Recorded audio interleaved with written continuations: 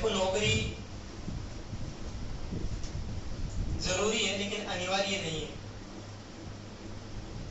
ये नहीं कि प्रत्येक व्यक्ति जो पढ़ेगा वो नौकरी निश्चित रूप से लगेगा ही। हम तो सिर्फ प्रयास कर सकते हैं सच्चे मन से। अगर सच्चे मन से प्रयास करेंगे और सफलता नहीं भी मिली तो जिंदगी में शिक्षा के क्षेत्र में अच्छे पैसे भी कमाएंगे, नाम भी कमाएंगे और शिक्षा से जुड़े भी रहेंगे। तो पहली बात तो ये, जिनका सिलेक्शन होगा उनके लिए उनको ही बधाई, और जिनका ना होगा उनको ही बधाई। जो होता है वो अच्छे के लिए होता है। जरूरी नहीं है कि जिनका सिलेक्शन नहीं हुआ उनको कुछ आता नहीं है। क्या बता वो कल एक ऊंची पोस्ट पर चले जाएं, उनसे भी। अगर हमें कुछ करने का जज्बा है तो हम कितनी भी ऊंची पोस्ट तक जा सकते हैं आराम से। मतलब हमारी जिंदगी का एक आधार ही नहीं है कि 20% सिलेक्शन होगा तो ही जिंदगी है, बाकी जिंदगी है नहीं। अगर हम मेहनत कर रहे हैं, आज पेपर सेट नहीं हुआ तो यही तैयारी एक दिन हमें ऊंची पोस्ट तक लेकर जाएगी। अगर मेहनत करते रहेंगे, मतलब निरंतर प्रयास की आवश्यकता है। अगर हम निरंतर प्रयास नहीं करेंगे, निरंतर अभ्यास नहीं करेंगे तो आप 6 महीने कितने भी पढ़ लो, अगर 12 महीने पढ़ाई छोड़ दोगे, कंपटीशन से हट जाओगे तो सारा साफ हो जाएगा। तो आपको पेपर देने के बाद भी निरंतर प्रयास जारी रखना है। सभी भर्तियों के लिए पता है आपको पात्रता करती है निश्चित, तो वो भी हमें क्लियर करनी होगी। तो बाकी ज्यादा खुद ने पता है कि समझदार हो। बाकी मैं सारी बात कर चुकी हूँ, थाने बता चुकी हूँ 1 घंटा पहले। शायद वो बात पर थे।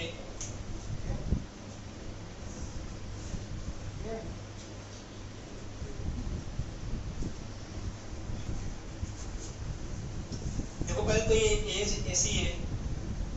पोस्ट पे अपन मजाक लागती हो कोई बात और अपन सीरियस ले रहा भी कौन।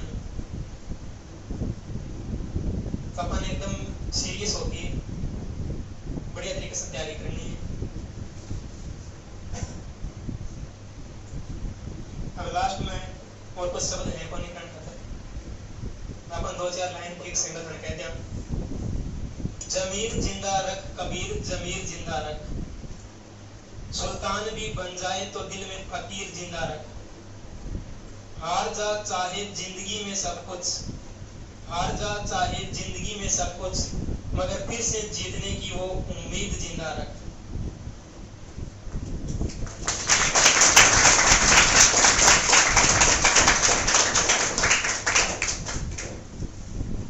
तो तारे सामने वे भी प्रयास कर रहे हैं और हमें भी उम्मीद है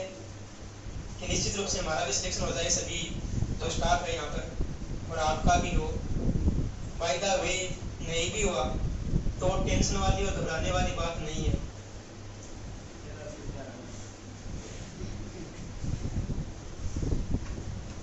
मतलब आपकी बात नहीं है, हमारी बात है।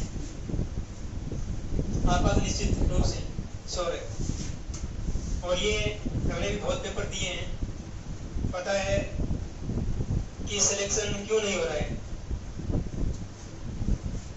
मतलब व्यक्ति को ऑलराउंडर होना ही पड़ेगा, तब जाके सिलेक्शन निश्चित रूप से हो सकता है। अगर हम ऑलराउंडर नहीं होंगे, हमारा कोई भी सब्जेक्ट वीक है, कमजोर है, तो फिर सिलेक्शन के चांस कम होते हैं।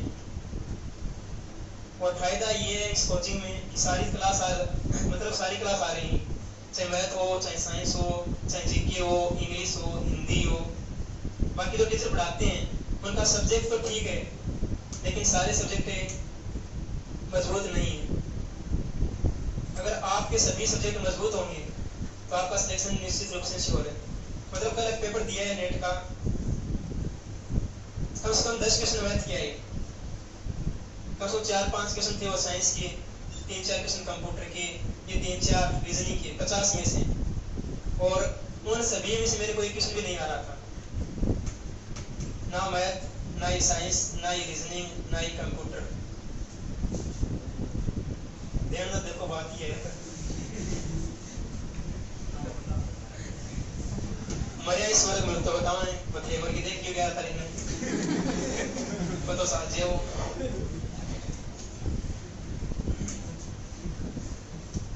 कहने बात ये है उन्हें सिर दे दिया तो मुसलमान ड्रामा कौन समझ रहा हूँ ना बात है जैसी बात ये है आपने सबकी कोई कोई वीक पॉइंट है चाहे कि ये 20 क्वेश्चन सही कराया होगा कि 30 क्वेश्चन हम रह जाओ बात तो बराबर है कहना मतलब ये सब्जेक्ट सारा क्लियर होना जरूरी है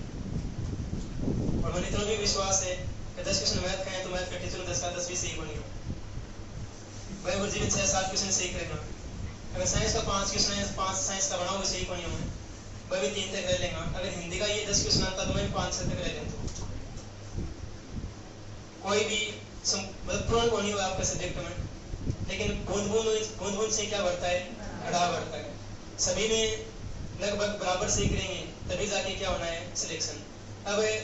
मैं पॉलिटिकल पढ़ाता हूँ तो सेकंड ग्रेड में पॉलिटिकल की 20 क्वेश्चन आ जाएंगे अगर 20 का 20 भी सही करते हो सिलेक्शन निश्चित है क्या हो जाएगा नहीं कल्चर भी बराबर चाहिए हिस्ट्री भी बराबर चाहिए ज्योग्राफी भी बराबर चाहिए साइको भी बराबर चाहिए और करंट भी बराबर चाहिए तब जाके क्या होगा सिलेक्शन होगा और यही बात मैं आपको समझाना चाहता हूँ जितने भी सब्जेक्ट हैं उनको बराबर टाइम दो कोई भी सब्जेक्ट कमजोर नहीं है आपका समझा हिस्ट्री कौन पढ़ा कौन है क्या भी लागू करिए कल्चर को क्या मतलब है वो क्या मतलब है राजनीति को क्या मतलब है ज्योग्राफी को आपने सोचना कुछ ही को नहीं होगा अगर सिलेक्शन चाहिए तो सारा सब्जेक्ट बराबर तैयार करना पड़ेगा अगर आप एक में वीक हाँ तो आप सिलेक्शन में निश्चित रूप से दूर हो जाओ इसमें कोई शंका नहीं है तो आप सभी को मतलब स्पेशल बीएसटीसी वालों को बेस्ट ऑफ लक आपका निश्चित रूप से सिलेक्शन हो जाएगा और मैं आपको समझा चुका हूँ पिछली 1 घंटा में शायद वो आपको 8 तारीख तक तो याद रखना ही रखना है बाद में चाहे उसको मत याद रखना जो भी कुछ आपको आज बताया मतलब पॉजिटिव सोच के साथ पेपर देने के लिए जाना है बिल्कुल रिलैक्स जितना ज्यादा दबाव लेंगे उतना ज्यादा ही सिलेक्शन से दूर हो जाएंगे बाकी हम आपके साथ हैं अगर आप कोचिंग में आते भी हो